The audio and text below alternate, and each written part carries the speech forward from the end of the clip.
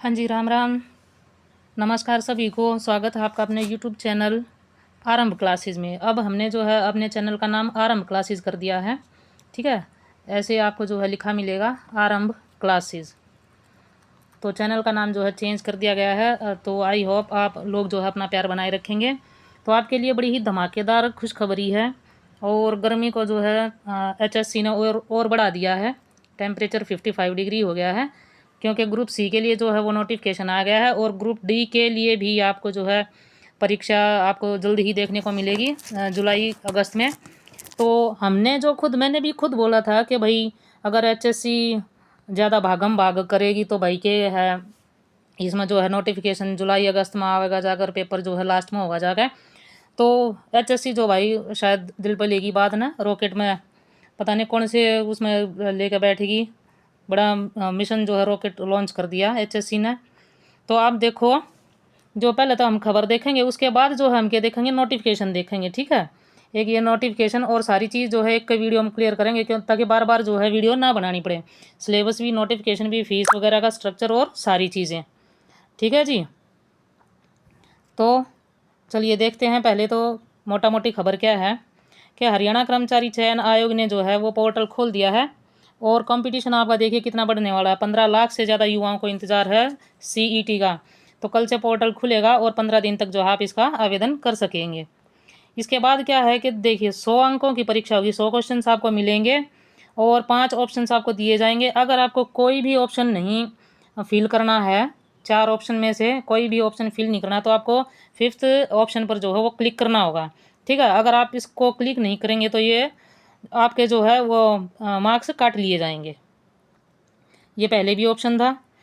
तब अगर आप 5th ऑप्शन को कोई भी आंसर ना देकर अगर 5th को जो है टिक नहीं करते हैं, तो आपको जो है नेगेटिव मार्किंग होगी और 5वां ऑप्शन नहीं जो है भरा जाएगा।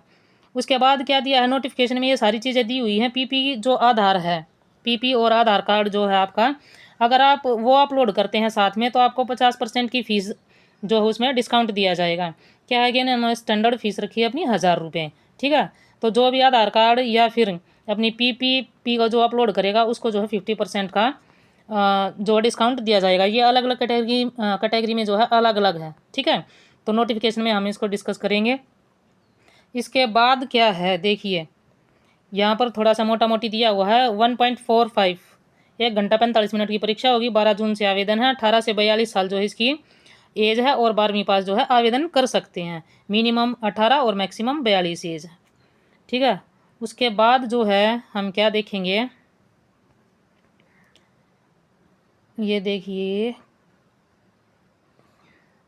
अरे रामा, जुलाई में जो है ग्रुप डी का पेपर होगा। ठीक है, जुलाई में इन्होंने बोला है कि ग्रुप डी का जो है पेपर होगा। तो 22 इवनिंग शिफ्ट के जो भी बच्चे गुस्सा लिए बैठे हैं, आपका गुस्सा जो है निकालने का समय आ गया है, निकाल लीजिएगा। ठीक है ना। और कंपटीशन बहुत ज़्यादा बढ़ने वाला है, क्योंकि बहुत सारे बच्चे पिछले साल जो है 2.5-3 लाख बच्चों का पेपर क्लियर हुआ था। और आप देख सकते हैं कंपटीशन कितना है। सिर्फ पॉइंट्स पर जाकर जो है वो लिस्ट अटक रही है। ठीक है, 0.35, सिर्फ कुछ पॉइंट्स में जाकर जो है लिस्ट वो अटक जा रही थी। आप चाहे उसमें ग्रुप डी का देख लेना, तो कंपटीशन बहुत तगड़ा होने वाला है। अब एक दो ट्वीट हैं, देख लेते हैं हम। ये हिम्मत सिंह सर की पोस्ट है, HSC चेयरमैन, कि जो कॉमन एलिजिबिलिटी एरिया जो टेस्ट है, ये जो है फिर से आयोजित किया जा रहा है। तो आप इन चीज़ों को देख सकते हैं। ये हमारे नायब सिंह सैनी सर जो है इन्होंने दिया है बयान। ठीक है, बिना पर्ची और बिना खर्ची के। अब हम ज़्यादा जो है लेट ना करते हुए अब ना नोटिफिकेशन डिस्कस करेंगे। ओह, ये सारी चीज़ें हैं, आप देखना इन्होंने दिया हुआ है कहाँ पर क्या क्या है। ठीक है, लगभग 79 शायद या 80, मतलब लगभग 80 के आसपास जो है पेज का ये नोटिफिकेशन है। बहुत डिटेल में अब की बार दिया गया है। अब की बार जो है बहुत अच्छे से इन्होंने बना कर दिया है। क्या है कि इसमें अलग अलग जो है पेज वगैरह और ये सारी चीज़ें दी हुई हैं कि कहाँ पर क्या है। फर्स्ट में क्या होगा, इंट्रोडक्शन और रजिस्ट्रेशन के बारे में है। उसके बाद में जो मिनिमम आपकी एसेंशियल क्वालिफिकेशन है उसके बारे में दिया हुआ है। ग्रुप सी और पोस्ट वगैरह के लिए डिटेल है। ठीक है, तो इसमें थोड़ा सा सिलेबस है। सिलेबस इन्होंने लास्ट में बहुत मतलब नीचे इसके नोटिफिकेशन के बहुत नीचे जाके जो है इन्होंने डिस्कस किया हुआ है डिटेल में। और उसके बाद जो है एग्जामिनेशन का क्राइटेरिया वगैरह है, ये सारी चीज़ें हैं। तो चलिए थोड़ा हम देख लेते हैं, ज़्यादा लंबी वीडियो करेंगे नहीं, कुछ फ़ायदा नहीं है, लेकिन जितने भी मेन पॉइंट्स हैं सारी चीज़ों को हम डिस्कस करेंगे। यहाँ पर देखिए आप, डेट ऑफ जो है पब्लिकेशन है वो 26 तारीख है, और जो आपके फॉर्म भरे जाएंगे वो है 28 तारीख से आपके फॉर्म भरे जाएंगे, और 12 तारीख आपकी लास्ट डेट है, मतलब 15 दिन आपके पास फॉर्म भरने के लिए है। और HSC बहुत जल्दबाजी में है। जिन बच्चों को लग रहा है जून में पेपर नहीं होगा, तो लास्ट बार भी यही किया था, HSC ने पेपर ले लिया था, ठीक है। तो आपका एग्ज़ाम कभी भी हो सकता है। थोड़ी सी प्रॉब्लम जो है ये एचटेट वाले इनके लिए हो रहा होगा, लेकिन किसी को भी घबराने की ज़रूरत नहीं है एचटेट को, क्योंकि इनका सिर्फ एक ही सिलेबस जो है सब्जेक्ट है, वो इनको सिर्फ साइकोलॉजी एक्स्ट्रा पढ़ना पड़ रहा है।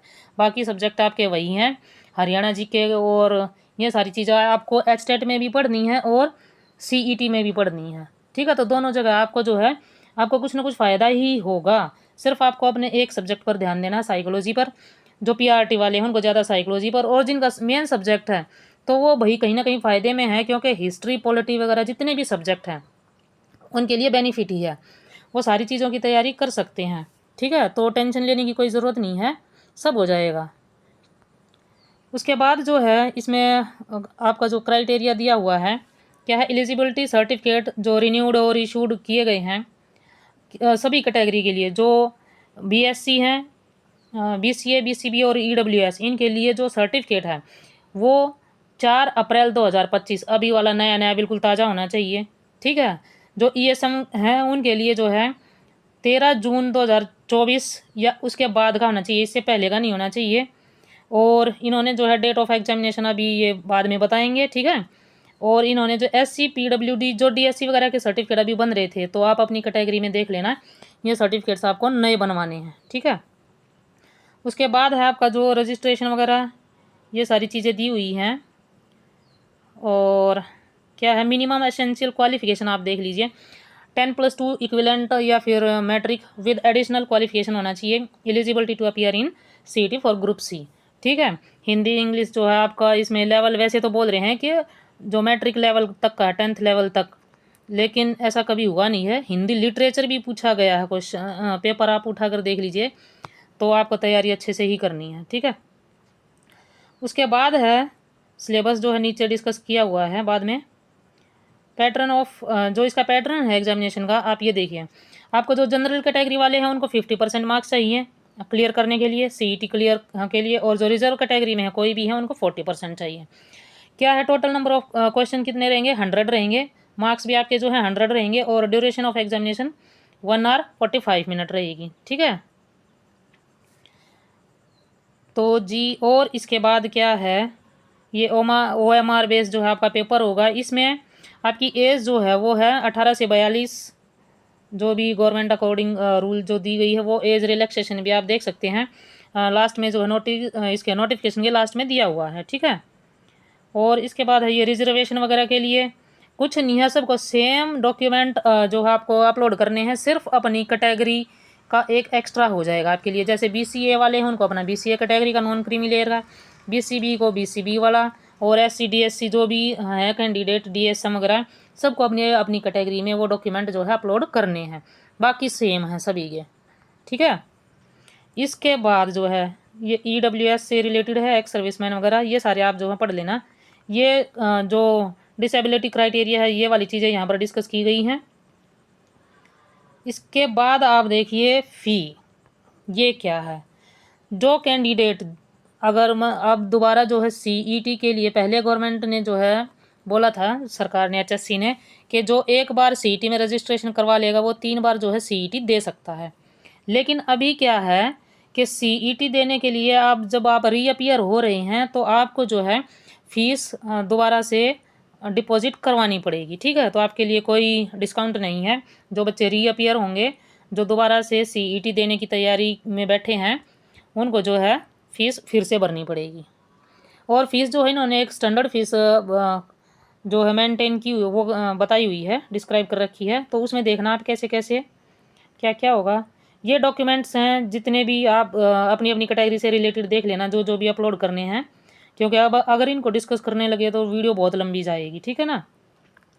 वैसे इसमें बताने लायक कुछ है नहीं, जितना बताने लायक था वो मोटा मोटी बता दिया गया है, ये बस डिटेल्स में है। ये जनरल इंस्ट्रक्शंस हैं, वन टाइम रजिस्ट्रेशन वगैरह और ये सारी चीज़ें, ठीक है। तो फीस का भी स्ट्रक्चर देखेंगे अगर अभी आता है तो। नीचे चलते हैं, टाइप ऑफ मॉलवेयर, ये इसमें दिया गया है कि आपको अगर अनफेयर मीन्स वगैरह किसी केस में आप पकड़े जाते हैं तो आपकी सज़ा या कैंडिडेचर कितने साल तक जो है वो कैंसिल कर दिया जाएगा। अगर ये चीज़ें मिलती हैं तो 2 साल है, ये चीज़ें मिलती हैं तो 3 साल हैं, ठीक है। तो इन चीज़ों को भी ध्यान से पढ़ें और पेपर में कोई गड़बड़ी की ना सोचें, क्योंकि भर्तियों पर आप देख रहे हैं कितना असर हो रहा है। हर जो है भर्ती पे केस, हर भर्ती पे केस है। ये परफॉर्मा दिए हुए हैं आपको किस तरह का अपने सर्टिफिकेट बनवाने हैं, ईएसएम, डीएसएम, बीएससी, बीसीए और जो डीएससी, ओएससी जो बच्चे हैं सभी के परफॉर्मा दिए हुए हैं, एलिजिबिलिटी वगैरह, ठीक है। डिसेबल्ड जो बच्चे हैं उनके लिए भी दिया हुआ है खुद का जो ऑन स्क्राइब है। तो अभी जो है हम क्या डिस्कस करेंगे, बहुत लंबा चौड़ा अब की बार दिया है। ये रहा जी आपके काम का, फीस वगैरह में आपको ध्यान से भरने हैं। ये देखिए, जो मेल कैंडिडेट हैं जनरल कैटेगरी से उनको 50% जो है डिस्काउंट दिया जाएगा। 1000 रुपये फ़ीस है तो इसका 50% आपकी फ़ीस लगेगी 500 रुपये। अगर आप पीपी जो है परिवार पहचान पत्र और आधार कार्ड देते हैं तो, अगर नहीं देते हैं तो आपको फिर स्टैंडर्ड रेट जो है 1000 रुपये पे करने पड़ेंगे, ठीक है। जो मेल एप्लीकेंट्स हैं एक्स सर्विसमैन को उनको 50% की छूट है। जो जनरल कैटेगरी की फ़ीमेल या रिजर्व कैटेगरी में है उनको 25% जो है स्टैंडर्ड फीस का 25% देना पड़ेगा। मतलब 250 रुपये जो है आपकी फ़ीस होगी, 250 रुपये, ठीक है। जो स्टैंडर्ड फीस है उसका 25% आपको देना है। एक्स सर्विसमैन को भी 25% देना है। डिसेबल्ड कैटेगरी में है जो उनको भी 25% देना है। और जो बैकवर्ड एससी का कास्ट और या इकोनॉमिकली वीकर सेक्शन से जो बिलोंग करते हैं उनको भी 25% ही देना है। मतलब 250 रुपये आपकी फ़ीस है, ठीक है। तो इस चीज़ का ध्यान रखें, कहीं ज़्यादा के चक्कर में, फ़ीस के चक्कर में कोई लूटपाट ना हो जाए आपके साथ।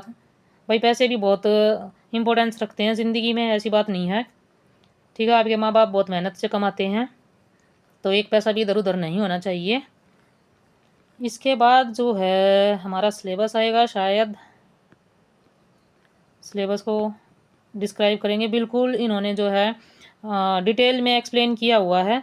और सिलेबस जो है आपका, जो पुराने कैंडिडेट्स हैं उनको पता है कैसे क्या पढ़ना है और क्या छोड़ना है, क्योंकि कुछ भी पढ़ने के लिए ये सभी वही जो चीज़ें अभी बताई थी फीस के लिए वो रिपीट कर रखी हैं, तो इसमें जाने की ज़रूरत नहीं है बिल्कुल भी, ठीक है ना। और ये मार्क्स वगैरह के बारे में दिया गया है।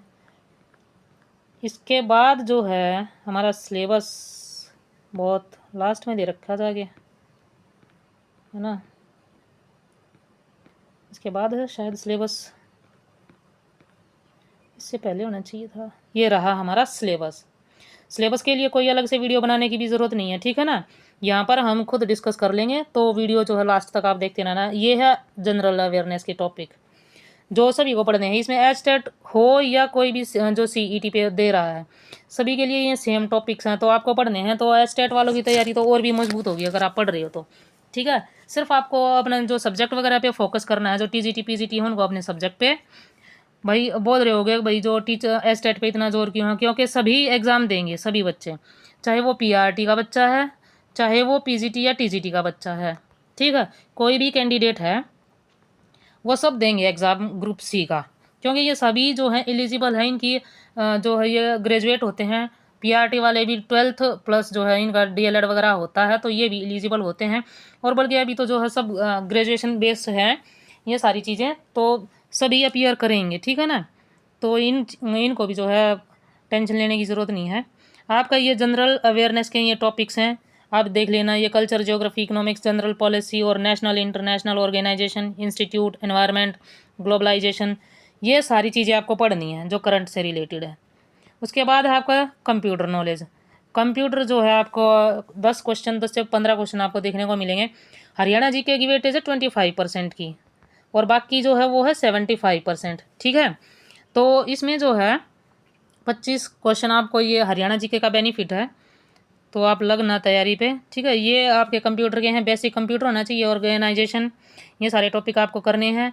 CPU, input output devices, computer memory, memory organisation और ये सारी वेब ब्राउजिंग वगैरह, MS एक्सेल से बहुत क्वेश्चन पूछे जाते हैं, MS वर्ड, MS ऑफिस जो है बहुत क्वेश्चन पूछे जाते हैं बहुत ज़्यादा। विंडो ऑपरेटिंग है और कीबोर्ड शॉर्टकट है, ये भी बहुत कोई ना कोई क्वेश्चन आपको देखने को मिल जाएगा। उसके बाद रीजनिंग है, ये सारे रीजनिंग के टॉपिक हैं, ठीक है।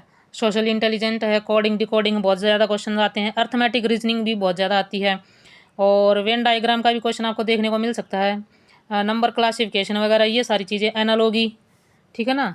तो ये सारे आपके जो हैं टॉपिक्स हैं। उसके बाद है क्वांटिटेटिव एबिलिटी, एक्सटेट में बहुत भरमार होती है, प्रॉफिट एंड लॉस की, डिस्काउंट, सिंपल कंपाउंड इंटरेस्ट, मैंचुरेशन की, पार्टनरशिप बिजनेस की, मिक्सर एलिगेशन की, टाइम एंड वर्क की, टाइम एंड डिस्टेंस, और ट्रिग्नोमेट्री, ठीक है। तो बहुत भरमार होती है, तो आप लोगों के लिए देख लो, फ़ायदे की बात है। 2-2 एग्ज़ाम आप जो है इतने सारे पेपर दे सकते हैं एक ही सिलेबस के साथ। ये आपकी इंग्लिश लैंग्वेज और हिंदी लैंग्वेज दोनों का सिलेबस दिया हुआ है। इसके बाद है general knowledge of Haryana. Haryana के जो है आपके टॉपिक्स क्या होंगे, लिटरेचर होगा, हिस्ट्री होगा, और geography, economics, civics, polity, environment, art, culture, customs, ठीक है। नॉर्म्स होंगे, सोसाइटी, करंट अफेयर्स होगा, हरियाणा का करंट अफेयर। जहाँ 1-2 नंबर बढ़ रहा है वो है करंट अफेयर का, हरियाणा करंट अफेयर्स। और जो आपका GS है, जी जो स्टैटिक GK है, उसमें भी जो है आपको करंट अफेयर्स ये वाले जो होंगे 2-2 1-1 नंबर, ये जो है आपको आगे लेके जाएंगे, ठीक है। तो मेरे ख्याल से बहुत लंबी वीडियो हो गई है, मेरा इतना इरादा था नहीं इतनी लंबी वीडियो बनाने का, क्योंकि फिर ये था कि दोबारा जो है वीडियो ना बनानी पड़े, है ना। क्यों बनानी भाई किसी चीज़ को लेकर बार बार वीडियो, एक ही वीडियो में डिस्कस कर लिया है। फिर भी अगर आपका कोई डाउट रहता तो आप कमेंट करें, कमेंट बॉक्स में जो है आपको रिप्लाई पक्का दिया जाएगा, तो कमेंट ज़रूर करें, और चैनल को सब्सक्राइब करें, और नए नाम के साथ जो है अपना प्यार और साथ बनाए रखें, ठीक है जी। तो बहुत ज़्यादा प्यार दे रहे हैं आप वीडियोज़ को, और जो है आप लोगों का साथ मिल रहा है। तो मिलते हैं किसी नेक्स्ट वीडियो में, तब तक के